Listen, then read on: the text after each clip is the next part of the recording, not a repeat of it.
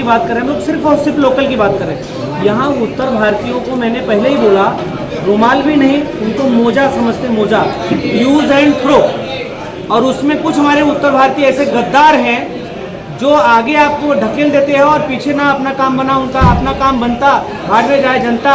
हाँ, वो हिसाब के एक संजय पांडे जी जिन्होंने ऐसा ऑर्गेनाइज किया था, और वो उनकी बसें आ रही हैं, 400 बस चली है बॉम्बे से और कुछ नागपुर से, ऊपर कहीं रुक गई है, फिर एक प्रेस कॉन्फ्रेंस वो लेने वाले हैं। वो आदमी ने ये प्रेस कॉन्फ्रेंस करना तो हमको था ही, क्योंकि मैं उत्तर भारतीयों के लिए लड़ता हूँ, और उत्तर भारतीय नहीं पूरे समाज के लिए, महाराष्ट्र के लिए, गुजरात के लिए, पूरे भारत के लिए करप्शन के खिलाफ लड़ता हूँ। आज मुझे लगा कि उत्तर भारतीयों का 1-2 जन है जो बोल रहे हैं कि पांडे जी गद्दार हैं। मुझे किसी मीडिया भाई, आप सब लोग हो, इसी में से किसी ने कहा है, मेरे कानों तक आया है। अरे मैं बोलता हूँ मैं नहीं गद्दार, अगर आपने बोला है तो गद्दार आप हो। आप आवाज़ तो उठाओ, अगर हक नहीं मांग सकते तो आपको क्या जहाँ जरूरत है यहाँ पे रहो ही मत ना। आज किसी बहन को अगर तकलीफ है तो सबसे पहले उत्तर भारतीय है, उत्तर भारतीय के पास जाएगा, उसका हेल्प करेगा। महाराष्ट्रियन है तो महाराष्ट्रियन के पास जाएगा, उसका हेल्प। गुजराती भाई है तो गुजराती भाई, हेल्प सभी करेंगे, लेकिन वक्त अपने समाज के लिए अपना आदमी ज्यादा देगा, इसलिए लड़ना है। तो उत्तर भारतीय समाज के साथ के भारतीय जनता पार्टी या फिर भारतीय जनता पार्टी के कौन है? मैं क्या बोलता, आप जो पूछना चाह रहे हैं मैं बता रहा हूँ। आप ये पूछना चाह रहे हो कि इनके साथ नाइंसाफी क्यों हो रही है ना, मैं बोलता हूँ मेरा सवाल अलग है। वही वोटिंग को कम ज्यादा के लिए। इसके पहले जब विधानसभा था तो यही नेता हमारे क्यों नहीं ले लिए, उन लोगों को लेके लड़ लिए होते और पता चल जाता कि चुन के आ रहे कि नहीं आ रहे। चुन के आने के बाद जब चुनाव विधानसभा का था तो हर एक उत्तर भारतीय या फिर जितने भी हमारे कार्यकर्ता हैं पूरे वसई विरार के, उस सब में वो अर्जुन और कर्ण दिखाई दे रहा था, इतने धनुर्धर थे। और जैसे ही ये सब चुन के आए और उनकी बारी आई तो सब निर्बल हो गए। ये किसने निर्बल किया? राजन जी ने किया। प्रभारी कौन है? पार्टी के वरिष्ठों से आपकी अभी क्या मांग है? हमारी मांग है जो उचित है समाज के लिए उसको रखा जाए। जहां उत्तर भारतीय जिस प्रभाग में ज्यादा है, देखो मैक्सिमम महाराष्ट्रियन भाई हैं हर प्रभाग में, मैक्सिमम किसी में कम होंगे, लेकिन जिसमें फर्स्ट पे वो है, सेकंड में उत्तर भारतीय है, तो वहाँ 4 जन है, तो 4 जन में 2 उत्तर भारतीय रखो, 2 महाराष्ट्रीय रखो, और 29 प्रभाग बनाया आपने, तो 28 प्रभाग में तो उनको कम से कम रखो। लेकिन पांडे जी एक सवाल पैदा होता है, आप राजन नाईक के साथ सारथी बन के खड़े थे। मैं सारथी बन के नहीं खड़ा था, मेरी मजबूरी। मैंने पहले बोला हमारा मर्डर करने वाले थे। कौन मर्डर करने वाला था? ज्ञान मूर्ति शर्मा और राजन नाईक। क्यों? अरे 2 बार मेरे पास हमला हो चुका है। मेरे पास, मैं आपको बोला विटनेस ना, मैं आपको मेरे पास पीडीएफ है, भेज दूंगा। आप सबको मैं पीडीएफ है मेरे पास भेज दूंगा, पढ़ते रहना, कुछ नहीं समझ में आएगा उसके बारे में बताए। अब आप बोल रहे हो क्यों? आज मेरे पास देखो कोर्ट का बोलते, अभी इन्होंने 41 बिल्डिंग तोड़वाया, रोए थे, वहाँ नहीं टूटने दूंगा। उसमें कौन रहता था? उत्तर भारतीय महाराष्ट्र रहते थे, टूट गया ना। मैं कोर्ट का अवमानना नहीं करता। अरे कोर्ट ने ही मुझे भी ऑर्डर दिया है ना, 24/7 सिक्योरिटी का है, देख लो आप, कैमरा घुमाओ चारों तरफ। सर 1 साल पहले ही आपने क्यों नहीं बताया? 1 साल पहले क्यों? अभी 1 साल पहले मैं मेरे परिवार के लिए जीता था, आज समाज के लिए जीता हूँ, इसलिए बताया। मंगल पांडे एक एज में मरे थे, बच्चा पैदा हुआ तभी वो रहे, अंग्रेज गुलाम थे, तभी अंग्रेज के गुलाम हम थे। उन्होंने तब जाके नहीं युद्ध किया था, उनको लगा भी युद्ध की जरूरत है, तब उन्होंने किया। अभी आपकी कितने कैंडिडेट की मांग है कि अगर उत्तर भारतीयों को कितने कैंडिडेट मिलने चाहिए? 25, कम से कम 25। नहीं, एक सवाल और पैदा होता है कि 41 बिल्डिंग में जो 2500 परिवार बेघर हुए थे, घर तो मिला नहीं अभी तक, आपके विधायक जी रोए थे, आप उनके साथ थे, ऐसे तो वहाँ में नहीं था। अच्छा, वहाँ में नहीं था, ठीक है, नहीं जाता नहीं थे। मुद्दा अब सवाल बाकी है, ऐसे तो 10,000 से ज्यादा बिल्डिंग है, और वो भी किसी और के जमीन पे अनाधिकृत बिल्डिंग है बने हुए, तो उसमें तो 99% तो अभी हमारे विधायक जी उसको गिरवाएंगे, फिर नया उसमें बनवाएंगे, लोगों को देंगे। सहानुभूति दे रहे हैं, आपको मिलेगा, कहीं मिलेगा, हो सकता है वो कर्जत ले जाए, हो सकता है अभी दाणू ले जाए, बनेगा बिल्डिंग देंगे। अच्छा, वो तो 100% देते हैं। अगर राजन जी की सिक्योरिटी हटा ली जाए, कार्यकर्ता उनके साथ नहीं जाए, तो कोई सोसाइटी उनको अंदर नहीं लेगा, क्योंकि जिस सोसाइटी में वो जाते हैं, अगर किसी ने कुछ बोला कि मुझे इस चीज़ की जरूरत है, नल कनेक्शन कितना 8, चल 10 दिया 100%। ये इधर आ रहे विकास देश पांडे लिख 100। अभी कई बार मैं इसलिए कम जाता हूँ क्योंकि मुझे झूठ से बिल्कुल सख्त नफरत है। आप लोगों में एक ही बार झूठ कितना, मैं एक झूठ बोलने के लिए 100 बार सोचता हूँ। राजन नाईक एक बार में 100 झूठ बोलते हैं, आप समझे। अभी यही अग्रवाल नगरी है, उसमें जिम दिए थे, 2 दिन में देता हूँ और लगभग वो साल भर होने आया जी। अब उसमें अगर आप वोट मांगने जाओगे, कैसे मांगने जाओगे, तो यहाँ भारतीय जनता पार्टी का बंटाधार कोई करेगा ना तो राजन जी ही करेंगे। अच्छा, कहीं ऐसा तो नहीं कि ये जो आप अभी समाज का अचानक से आपको समाज के लिए जाग आई है, कहीं ऐसा तो नहीं कि आपका स्वार्थ नहीं सधा तो आपको समाज की याद आ गई? मैडम मैं एडवोकेट हूँ, मुझे मत फंसाओ, मैं 3 बच्चे वाला हूँ। मुझे तो सर, मैंने सवाल अरे सुनो पांडे जी, मैंने सवाल किया। नहीं समाज के लिए क्यों लड़ रहे हो, सुनो। मैं 3 बच्चे वाला हूँ, उनके सब औलाद को भी मालूम है, बेटे को, दादा को भी मालूम है कि 3 बच्चे वाला नहीं लड़ता है। आगे पूछिए आप सवाल। सर आपने वही मैं बोल रहा हूँ ना, वही सर कुछ दिन पहले आप फूलपाड़ा में ओपनिंग करने खुद गए थे, अपने हाथ से आपने ओपनिंग की थी। उस वक्त आपने वादा किया था, किस दम पे आपने वादा किया था कि रास्ते सब तंदुरुस्त कराऊंगा और सही कराऊंगा, किस आधार पे आपने वादा किया था पब्लिक से? हर डेडिकेटेड जो कार्यकर्ता है ना, विधायक बोलता है ना, उसके हिसाब से बोलते हैं, क्योंकि विधायक के पास हम लोग घूमते कब बनेगा, बस 10 दिन में बन जाएगा।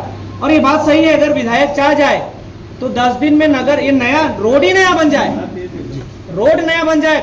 गड्ढे तो छोड़ो, गड्ढे तो अभी भी नहीं भरे हैं, बहुत सारे गड्ढे नहीं भरे हैं, मुझे लगता है वो 5 साल तक नहीं भरेंगे। घर में ठेकेदार, क्योंकि कैसा है, विधायक के घर में ठेकेदार नहीं, एक ठेकेदार की कहानी बताता हूँ। बारिश में मैं आ रहा था और एक ठेकेदार ने अग्रवाल में काम कर रहा था। अब मुझे मालूम नहीं भाई साहब कौन होंगे, तो मैंने गाड़ी रुकाया। अब वो 4 लेन को 3 लेन कर रहा था। 4 लेन 3 लेन मतलब समझ रहे कि आधा उस तरफ का, मतलब 1.5 लेन उधर, 1.5 लेन डिवाइडर के इधर। तो मैंने उसको बुलाया, बोला किसका कॉन्ट्रैक्ट है?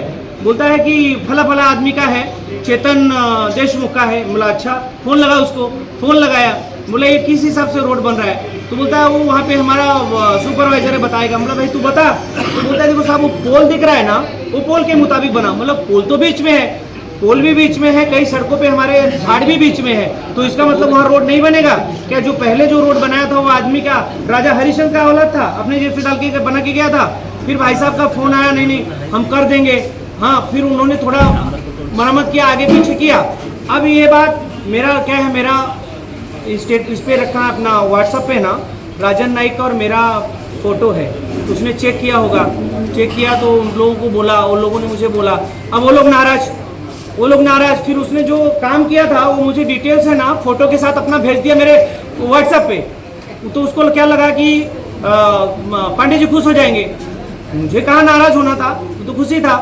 लेकिन बाद में उसने क्या किया, प्रतीक राजन जी के पुत्र जो सब कुछ व्यवसाय देखते हैं, उन्होंने क्या किया, अरे पांडे जी को तूने भेज दिया है, बहुत बड़ा गलती किया है, डिलीट मार। और उसको मालूम नहीं मैंने सेव करके रखा है। फिर उसने डिलीट मार दिया, मैंने उसको ही भेज दिया, ये ले भाई जो तू काम किया है मैं तुझे भेज रहा हूँ। तो ये कंडीशन है जब आपके घर के लोग, मैं आज बोल रहा हूँ कि कम से कम 50 करोड़ का महीने का ना अभी भ्रष्टाचार हो रहा है, इनकमिंग हो रहा है, बिल्डरों से हो रहा है। और जो जितने कॉन्ट्रैक्टर हैं, ये जब अध्यक्ष थे तब से लेके अब तक ये भ्रष्टाचार खुद करते हैं। अगर कोई बोलता है तो उसको दरकिनार कर देते हैं। तो इसलिए मैं बोलता हूँ मेरी मर्डर हो सकता है। और ये लोग एक सवाल अंतिम, समुचित हिस्सेदारी नहीं मिली। वाला सवाल है कि आपने कहा विधायक जी झूठे हैं, आपको कब पता चला कि विधायक जी झूठे हैं? 2014 से मालूम मुझे। तो अभी तक साथ में? अरे मैडम मैं बोल रहा हूँ, अगर आपके गले पे तलवार लटका दूं तो आप सही बोलोगी। मैं बोल रहा हूँ डर रहा था क्योंकि बीवी बच्चे, अरे भाई वही बोल रहा हूँ ना, बीवी बच्चे के साथ में था, परिवार के लिए डरता था। जब समाज की बात, पहली बार समाज के लिए मैंने, क्योंकि समाज के कोई यहाँ विधायक कोई हमारा यूपी वाला नहीं खड़ा हो रहा था। ये अचानक डर कैसे खत्म हो गया और समाज का डर इसलिए खड़ा हो गया कि बोलते हैं ना, ये हमारे वकील भाइयों ने क्या बोला कि एक को मजबूत होने से मजबूत नहीं है, हम पूरे परिवार से, हम अगर सोसाइटी को मजबूत करेंगे तो हम, अब मेरे साथ सोसाइटी खड़ी है, जितने एडवोकेट हमारे साथ खड़े हैं। 2014 से लेके अब तक आपको कोई हिम्मत नहीं मिल रही थी आवाज उठाने के लिए? मैडम नहीं मिली तभी तो आज मिले। आप एक बात बताओ, मैं आपको क्या उदाहरण दूं? संजय पांडे जी उदाहरण दूं। संजय पांडे इसलिए, ये सुनिए, ये बात सुनिए, ये ना संजय पांडे ने, क्योंकि राजन नाइक ने बोला होगा कि तुम, क्योंकि मेरा वीडियो बहुत आ रहा है, राजन नाइक ने बोला होगा संजय एक काम कर, तू प्रदीप पांडे को बोल प्रेस कॉन्फ्रेंस करने के लिए या कोई प्रोग्राम करने के लिए। उसने मुझे, ये भाई साहब ने मुझे फोन किया, मुझे उसके ऊपर ट्रस्ट नहीं है क्योंकि वो कुछ काम इलीगल काम हो रहा था, एक से ना इलीगल काम हो रहा था। सुनो, ये उस इलीगल के लिए मैंने नोटिस महानगर पालिका में दिया, एएमसी को। साले यहाँ एएमसी भी बहुत भ्रष्टाचारी है, बहुत पैसा खाते हैं, उनके ऊपर तो पहले कार्रवाई होनी चाहिए, पता नहीं क्यों नहीं हो रही है। तो उसने क्या किया, उसने बोला कि भाई तुम प्रदीप पांडे ने नोटिस ऐसा लेटर दिया है, उनसे मिल लो। वो मेरे पास आया, बोलता है कि कितना मिठाई लोगे। मेरे पास डायरेक्ट नहीं आया, संजय पांडे के पास आया। संजय ने बुलाया तो मैं वहाँ गया, तो बोलता भैया वो मिठाई लेके आया 10 किलो। मैं बोला खा लो, मुझे मिठाई पसंद नहीं है, मुझे शुगर है। बोला शुगर भी नहीं है लेकिन नहीं खाता हूँ। फिर वो भाई ने भेज दिया राजन जी के पास, उस समय गाँव में था मैं।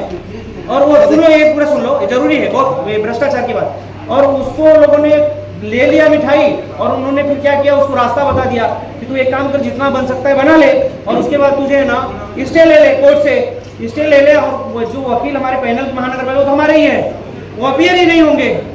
एक पार्टी तुझे मिल जाएगा आज नहीं तो कल, जा मजा कर।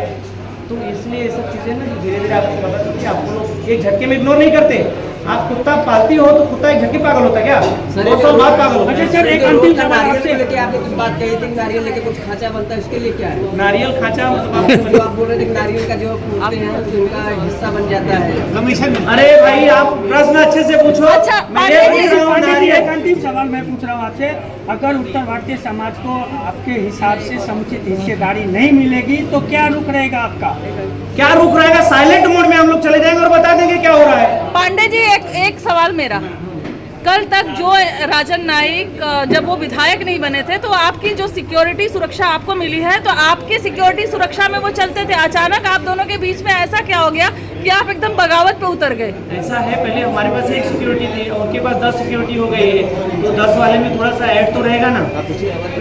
सर मेरा आखिरी सवाल, अगर इस वक्त उत्तर भारतीय को टिकट नहीं मिलता तो क्या आप भाजपा के विरोध में कैंडिडेट खड़ा करेंगे? अरे भाई आप एक ही बात क्यों मुझे भाजपा का विरोध हम बोल रहे हैं? भाजपा ही केंद्र में बैठा है, उत्तर भारतीय बैठा है। अगर हमारे लोगों को, अभी एक बात बताइए, जो आदमी महानगर पालिका से इलीगल ढंग से पैसा कमा रहा था, जो आदमी उनके साथ रह के लोगों से, होटल वाले से, बिल्डर से, कॉन्ट्रैक्टर से, ठेले वाले से पैसा लूट रहा है, वो आदमी समाज का सेवा करेगा या लूट करेगा?